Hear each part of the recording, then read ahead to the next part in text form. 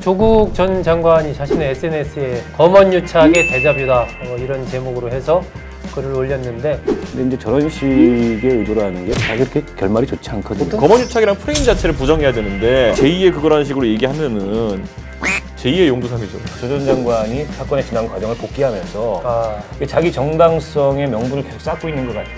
자기 지지층 결집용. 지금은 부산시장은 사지에 들어가는 길이다. 좀 조국 장관이 법적으로 클리어된 게 늦지 않다. 코로나19 상황이 계속 심상치 않게 가고 있습니다. 전국으로 이미 확산이 된 상황에서 이걸 얼마나 잘 막을 수 있느냐가 3단계로 가느냐 마느냐 지금 사투를 벌이고 있는 그런 상황입니다. 시청자분들께서도 주변에 실감하시겠지만 분위기가 많이 달라졌습니다. 이럴 때일수록 정부가 이야기하는 방역 지침을 철저히 준수해 주는 것이 우리 국민들이 해야 할 일이 아닌가 하는 그런 생각이 듭니다. 여전히 정치권을 중심으로 많은 이슈들이 돌출하고 또 많은 공방도 계속해서 벌어지고 있습니다. 이 문제 관련해서 오늘 박원석 정의당 정책위의장, 이준석 미래통합당 전 최고위원 모시고 여러 가지 이슈 얘기해 보도록 하겠습니다. 두 분 반갑습니다. 네. 요새 다니다 보면 코로나 때문에 애로사항이 좀 많지 않아요? 이준석 지금 어떻습니까? 노원 지역구 거기는 이제 다녀요? 저희 아파트 옆 아파트에 이제 네. 확진자가 나왔어요? 확진자가 나와가지고 동네가 위축되어가지고 네. 사장님들 일부러 찾아다니면서 인사 좀 하고 있습니다. 네, 힘내시라고? 요즘 힘드시죠 하면서 같이 오랜만에 고기도 한번 사 먹고 이러면서 찾아오는 거 안 반가워 할 수도 있잖아요. 아니요, 사장님들은 지금 손님이 없어가지고 울상입니다. 워낙 없으니까. 네, 그래가지고 오히려 좀 사길 바라는 것 같고. 근데 이제 문제는 저는 이걸 보면서 정부가 이제 어떤 타임 프레임으로 가고 있느냐가 더 중요해졌거든요. 네. 이게 종식이 언제 될 거로 예상하고 좀 작전을 짜는 것이냐. 재난지원금 문제도 그렇고 방역 문제도 그렇고 사실 우리나라가 지금까지 확진자 수는 적지만 반대로 또 그러면 그의 반대급부로 항체 보유율도 적거든요, 보면은. 네. 저는 지연 전략밖에 없다고 생각합니다. 지연 전략? 네. 최대한 어쨌든 이 백신이 나오고 네. 치료제가 나올 때까지 그 피해를 최소화하면서 버티는 전략. 이미 확진자가 대규모로 발생한 유럽이나 다른 나라들 같은 경우에는 이미 다 방역 대응 전략이 그쪽으로 갔고요. 네. 그래서 우리도 이제 K 방역의 성과에 대해서 성과가 있었던 게 객관적으로 사실이고 네. 또 국민들이 그거에 대해서 깊은 인상을 받았던 것도 사실이고 외국에서도 많이 칭찬을 받고 했는데, 근데 그런 방역 성과가 앞으로도 계속 유효하려는 보장이 없습니다. 지금 이 확산의 양상이. 네. 그런 점들을 좀 참고하고 방역 당국에서도 그런 점을 좀 인정한 전제하에 대응 전략을 짜야 될 것 같아요. 얼마 전에 조국 전 장관이 자신의 SNS에 글을 올리면서 최근에 또 이슈가 됐었죠. 검언유착의 데자뷰다 이런 제목으로 해서 글을 올렸는데 이 자산관리인 했던 김경록 PD가 아내인 정경심 교수 재판에 나와서 증언했던 내용을 SNS에 올렸습니다. 김 PD가 만났던 KBS 기자가 과거 일이죠. 과거에 만났을 때 한동훈 검사장이 어쨌든 여러 가지로 이렇게 들여다보고 있다. 이런 개념으로 얘기를 했다. 이런 글을 올리면서 다시 이게 또 좀 이슈가 조금 더 불을 붙은 그런 측면입니다. 이에 대해서 또 KBS에서 강하게 반박을 하고 이랬었죠. 자, 박 의원님. 네. 어쨌든 최근에 조국 전 장관 보면 SNS에 글 굉장히 많이 올리고 KBS와 한동훈 검사장 또 KBS와 그 당시 3차장이었던 송경호 차장 등과의 어떤 이른바 검언유착 의혹이 있다. 이걸 또 확인됐다 이렇게 올려가지고 KBS 쪽에서 굉장히 강하게 또 반발을 하는 이런 일이 있었어요. 왜 조 장관은 이런 걸 자꾸 올리고 이 사안을 어떻게 보십니까? 일단 요즘 들어서 부쩍 SNS를 통한 이제 본인 소명, 네네. 플러스 이런저런 현안에 대한 입장 이런 것들 많이 발표를 하시는 것 같은데, 네. 그동안에 한동안 침묵 기간이 있었잖아요. 네. 원래 조국 전 장관은 SNS를 많이 했습니다. 그래서 지금이 예외적인 게 아니고 침묵이 예외적인 것이었다고 보면 될 것 같고요.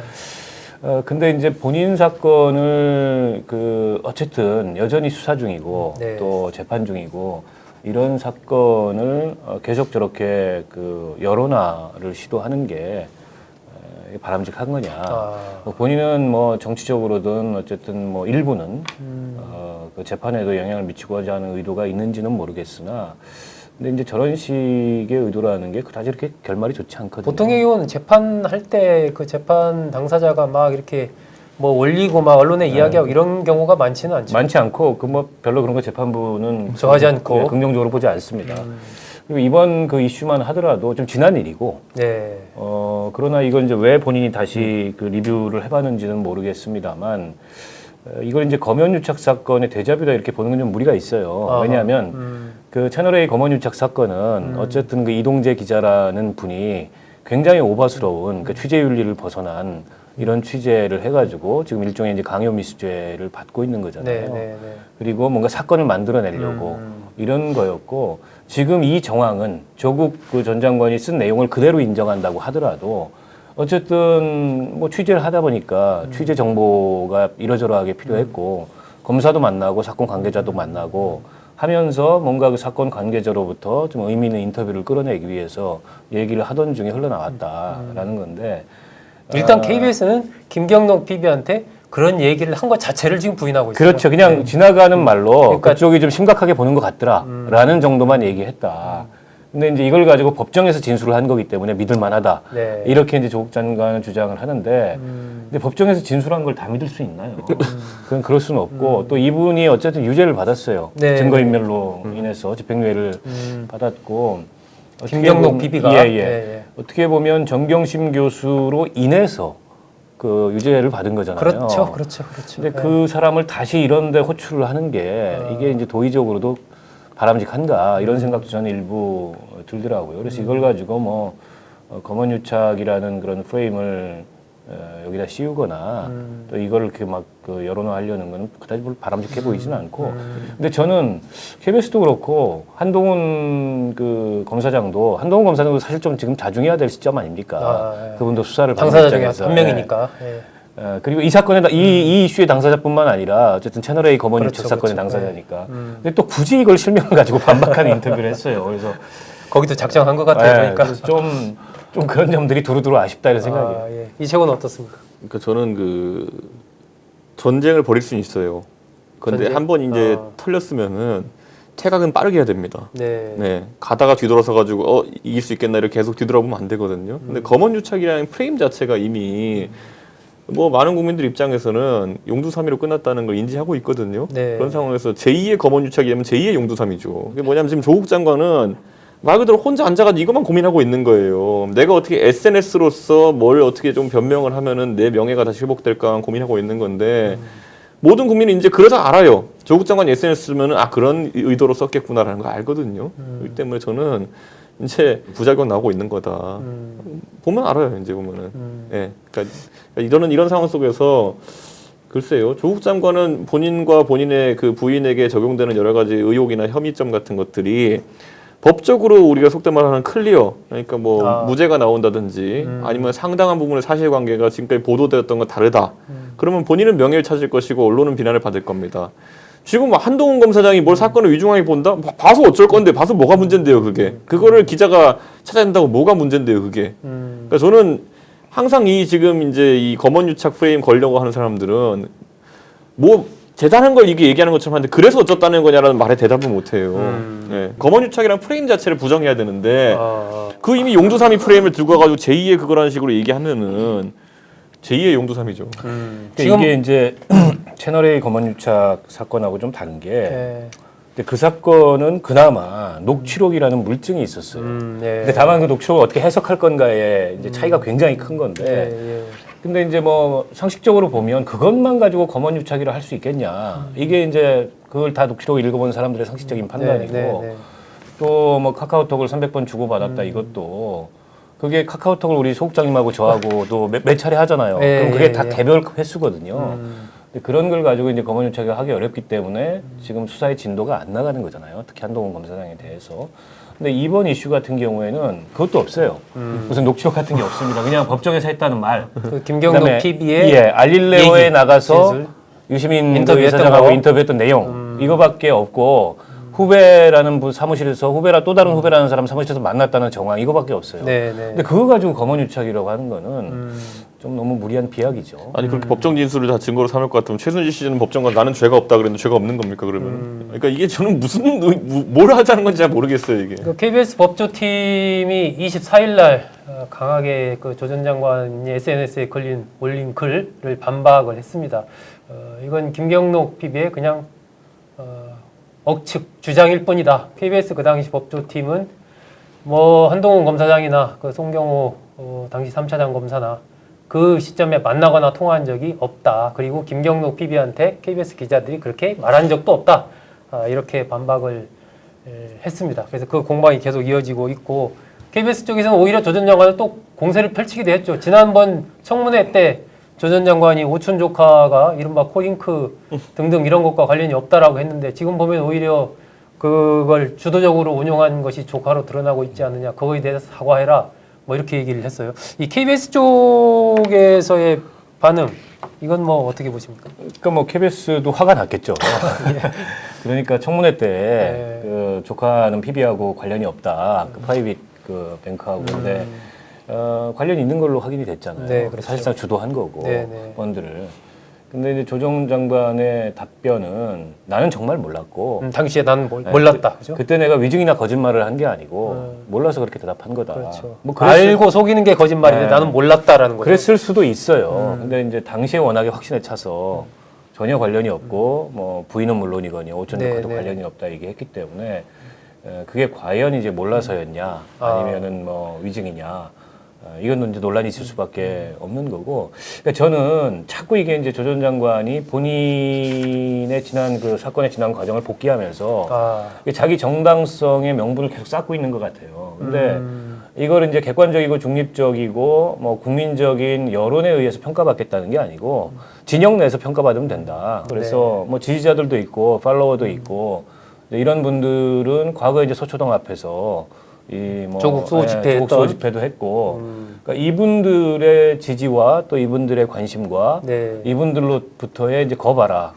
조국은 결백했다라는 평가를 지속적으로 쌓고 싶은 어떤 동기 네. 이게 이제 최근에 계속 이제 그 본인 그 사건을 리뷰하면서 SNS를 통해서 하고 있는 게 아닌가. 아까 이제 이준석 최고도 얘기했지만 그래서 뭐 어쨌다는 건데 라는 반응일 수밖에 없거든요. 예. 물증이 있는 것도 아니고 예. 그거는 이제 그 주장일 뿐이고 김경록 PB의 주장이자 지금 조국 전 장관의 주장일 뿐이고 네. KBS는 KBS대로 아니라고 주장을 하는 거고 그렇죠.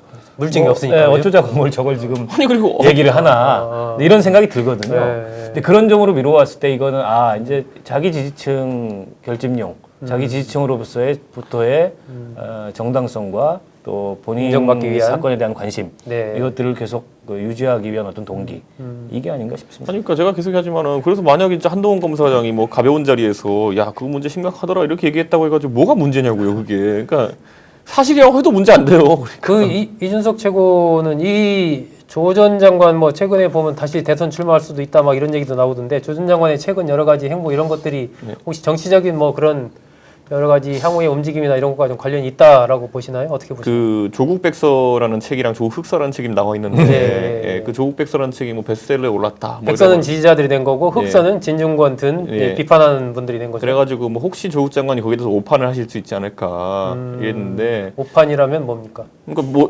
내가 조국 백서 많이 팔린 거 보니까 조국서보다 많이 팔리면 내가 지지받는 건가 이런 생각하면 안 됩니다. 왜냐면은 네. 그런 어떤 정치적인 의미가 담긴 서적이라는 거는 결국에는 결집된 소수가 밀어올릴 수 있는 겁니다. 네. 예전에 보면 뭐 안철수의 생각, 문재인의 운명 이런 책들 그 책이 좋아가지고 많이 팔린 거 아니거든요.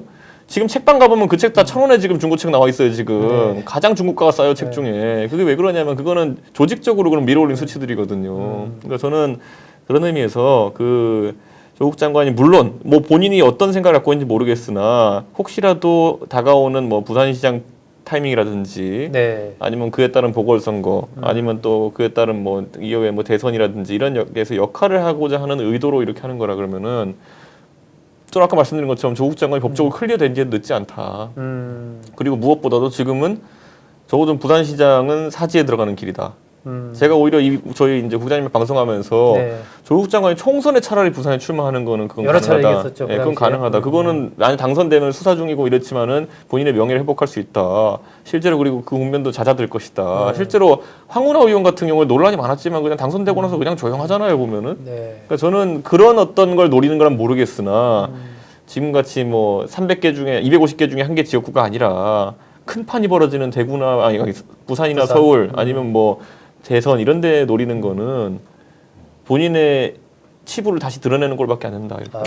그러니까 뭐 사실 법적으로 클리어되지 않으면 운신하기는 쉽지 않을 거예요. 한계가 있죠. 네. 여전히 이제 그런 그 의지나 또 주변에서도 뭐 그런 요구나 이런 것도 있을 수도 있잖아요. 그렇죠. 있으나 이게 워낙에 큰 사건이었고 또 그로 인해서 이제 법무부 장관을 중도 하차하는 네. 이런 그 정권을 뒤흔든 사건이죠. 네네. 그런 면에서 봤을 때 이게 법률적으로 완전히 클리어되지 않으면 뭐 부산시장 선거가 아니라 어디 보궐선거라고 하더라도 쉽지 않을 거예요. 네.